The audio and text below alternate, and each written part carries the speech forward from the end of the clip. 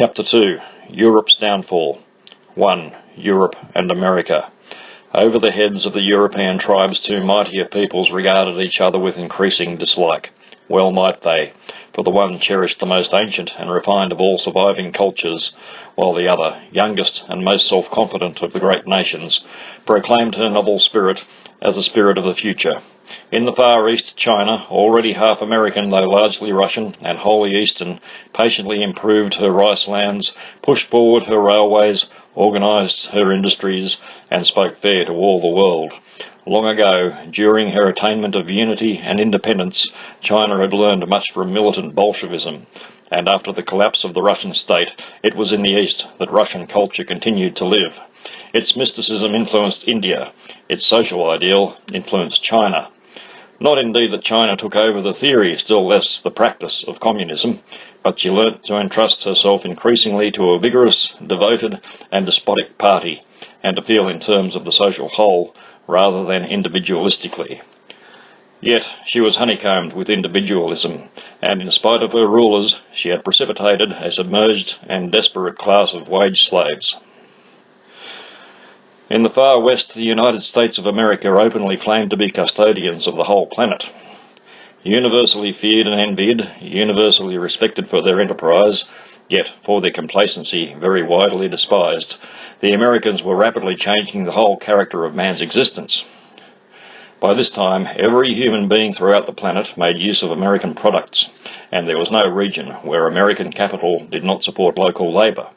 Moreover, the American press, gramophone, radio, cinematograph and televisor ceaselessly drenched the planet with American thought. Year by year the ether reverberated with echoes of New York's pleasures and the religious fervours of the Middle West. What wonder, then, that America, even while she was despised, irresistibly moulded the whole human race. This perhaps would not have mattered had America been able to give of her very rare best. But, inevitably, only her worst could be propagated. Only the most vulgar traits of that potentially great people could get through into the minds of foreigners by means of these crude instruments.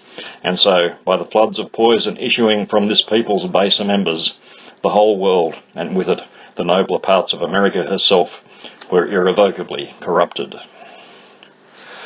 For the best of America was too weak to withstand the worst. Americans had indeed contributed amply to human thought. They had helped to emancipate philosophy from ancient fetters. They had served science by lavish and rigorous research.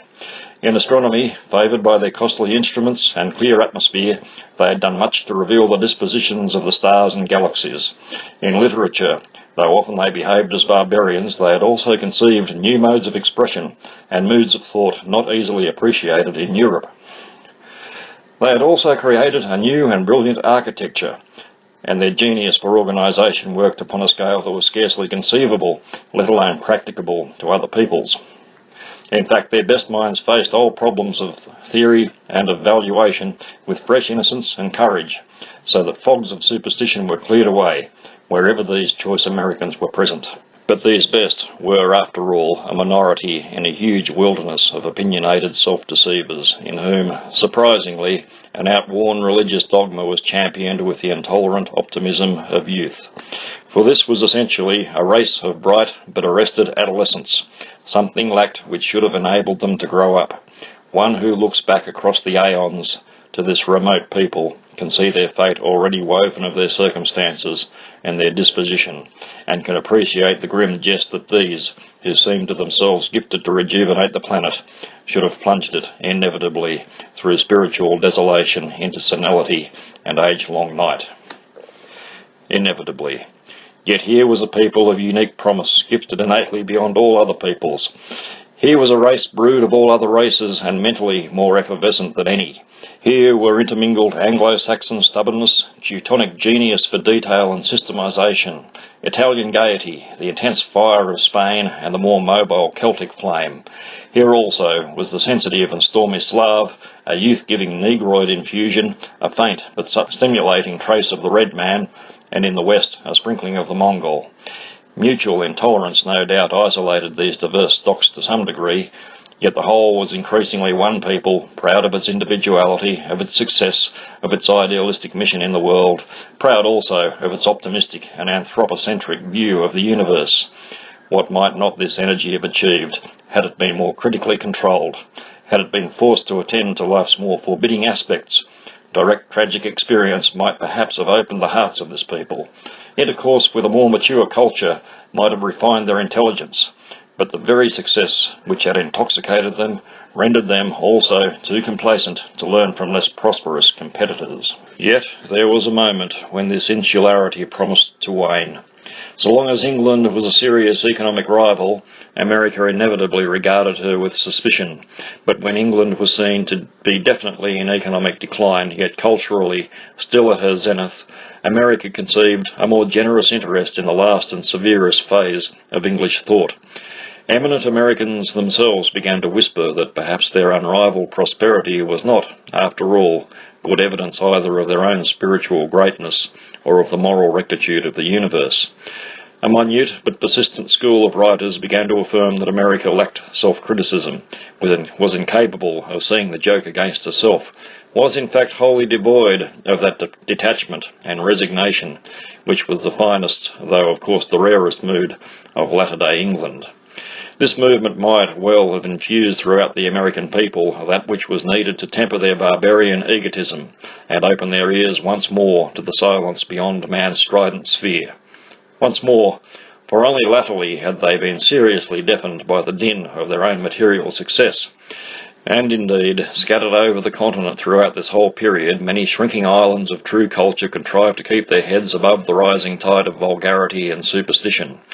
These it was that had looked to Europe for help, and were attempting a rally, when England and France blundered into that orgy of emotionalism and murder which exterminated so many of their best minds and permanently weakened their cultural influence.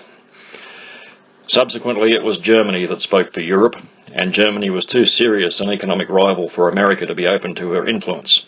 Moreover, German criticism, though often emphatic, was too heavily pedantic, too little ironical, to pierce the hide of American complacency. Thus it was that America sank further and further into Americanism. Vast wealth and industry, and also brilliant invention, were concentrated upon puerile ends. In particular, the whole of American life was organised around the cult of the powerful individual, that phantom ideal which Europe herself had only begun to outgrow in her last phase. Those Americans who wholly failed to realise this ideal, who remained at the bottom of the social ladder, either consoled themselves with hopes for the future or stole symbolic satisfaction by identifying themselves with some popular star, or gloated upon their American citizenship, and applauded the arrogant foreign policy of their government. Those who achieved power were satisfied so long as they could merely retain it and advertise it uncritically in the conventionally self-assertive manners. It was almost inevitable that when Europe had recovered from the Russo-German disaster she should come to blows with America, for she had long chafed under the saddle of American finance, and the daily life of Europeans had become more and more cramped by the presence of a widespread and contemptuous foreign aristocracy of American businessmen. Germany alone was comparatively free of this domination, but Germany was herself still a great economic power. But in Germany, no less than elsewhere, there was constant friction with the Americans. Of course, neither Europe nor America desired war.